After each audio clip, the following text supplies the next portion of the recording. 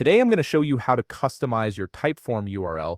This is a really useful feature if you want to create more professional branded links that are easier to remember and share with your audience. If you want to get started on Typeform, you can click on the link in the description down below.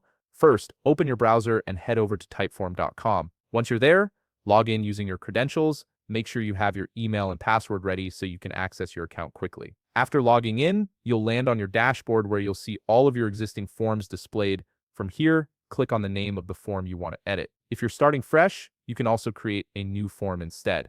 Either way, this will take you into the form editor where you can make all your customizations. Once you're in the form editor, look for the share button and click it. This action will automatically publish your form if it hasn't been published yet. Give it a few seconds to load the page as Typeform needs to process the publishing settings and generate your shareable link. After the page loads, you'll see your form sharing options.